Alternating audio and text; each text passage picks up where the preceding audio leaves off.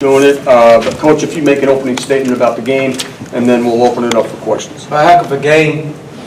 The environment in there is as good as it gets.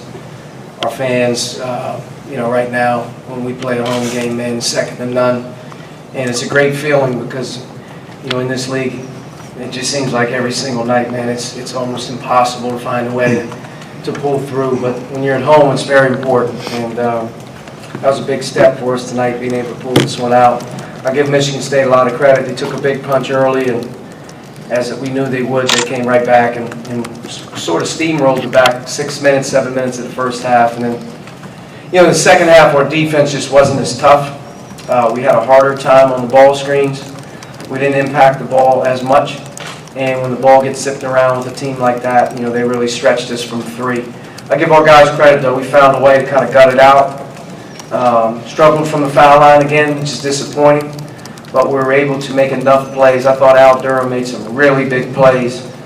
Not only the big three at the end of the half, but I thought his 5 points to finish the game in that back part of it with the breakaway or the drive, and then he made a huge three-pointer. I thought that gave us a lot of momentum, but last play of the game, even Trace, asking Trace to switch a ball screen on Cassius Winston just so we didn't give up a pop three.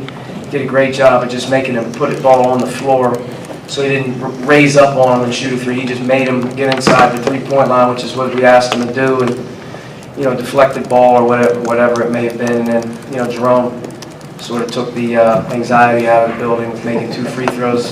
Most important 2 of the game went in. So proud of our team. Very thankful that we're playing at home this week. Can't do it without our crowd. And, kind of sleep on this one because we got Maryland on Sunday, but proud of our guys. I know you have a lot of coach high expectations for Al coming into the season. What did you see in him today that made you decide to run him down the stretch? I thought he was comfortable on offense most of the game. He made some plays for us from the outside. He made some really good shots. I just felt like at the end of the game he was the most comfortable of having the aggressiveness to make a play, to get to the basket and score.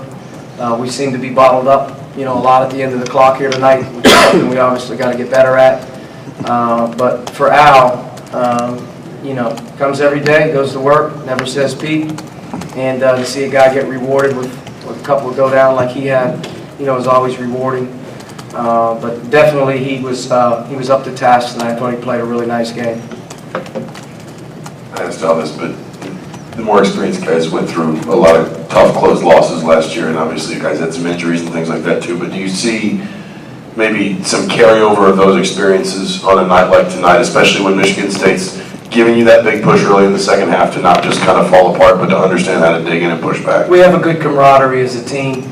We have good leadership right now, and we have some poise that in tough spots, we can come back and hang in there.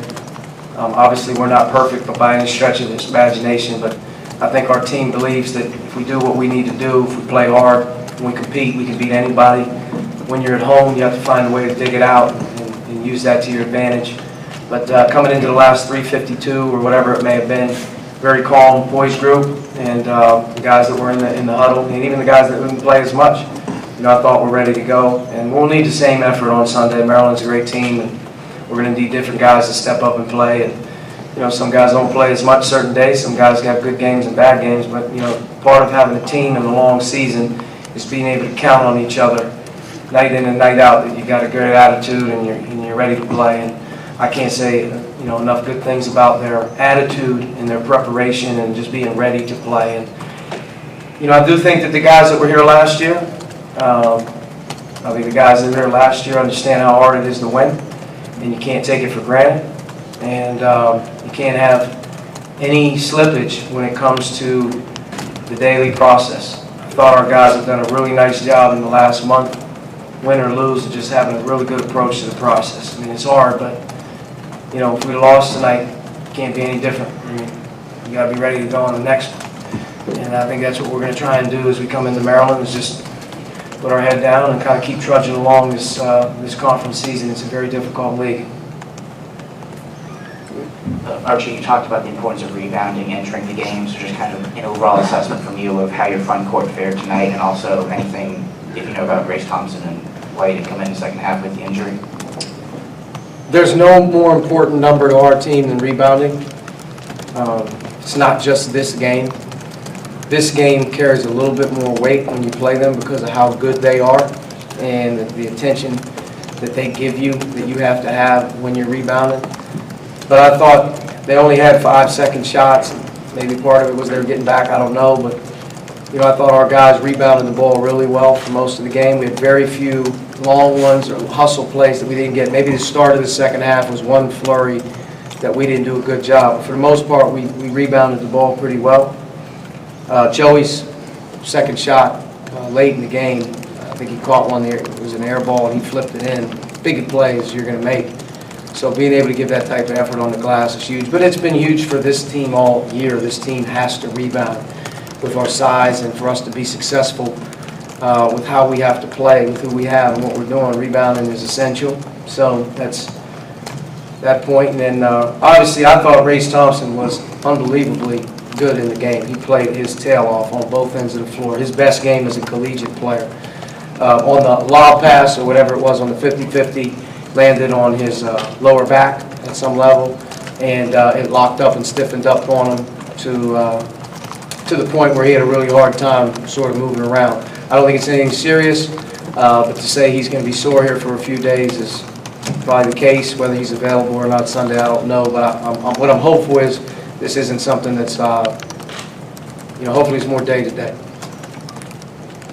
You mentioned at the beginning about Trace getting switched up on Cassius there. I guess first off, what goes into the decision to decide to switch everything there? Basically, what did Three beats you, and to be able to switch all ball screens is you take away hopefully the pick and pop, and we gave up some pick and pops in the game, just basically trying to keep the ball out of Cassius's hands and make some other guys make some plays, and they did that in the course of the game, especially in the second half. But the last play of the game with 9 seconds, you don't want to give up an easy pick and pop, so we switched it. And, the bottom line is you got to press up on the guard, and you got to move, and you can't allow him to knock you back and shoot a three. Thought Tracy was aggressive on his switch. Good ball handler is going to attack you, and he did. Once he got inside the three-point line, at that point, make a hard play, and hopefully there's no 50-50 foul call, and there's no and one. But if they were going to tie it up, that's fine, but we didn't want to give up a pick and pop or a ball screen three-point shot. So what impressed you what he was able to do there? Basically, Yes, for a big guy. yes. He can really move. I mean, Trace can really, really move when he motors and he wants to, and he knows what he's doing in terms of being engaged on things. You won't see a big guy cover more ground and move like him.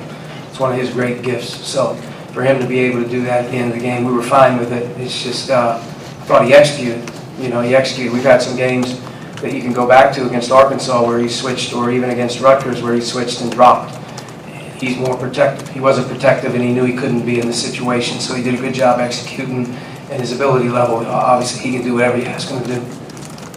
Coach, they were able to force you guys into a lot of late shot clocks there, especially in the second half, Yeah. but to your guys' credit, you didn't shoot a lot of threes, you didn't really turn it over. Do you feel like your guys were composed there in the half court? Yeah, I think so. We didn't do a good job with the play after the play. When plays broke down or our break didn't work, we got really stagnant and standing around. We didn't move the ball, and we didn't cut or screen enough off the ball, and that bogged us down. But we didn't jack shots, and I thought when guys did put the ball down, they were aggressive and at least getting to the basket, and we had hopefully some assist-type plays and passes that were good.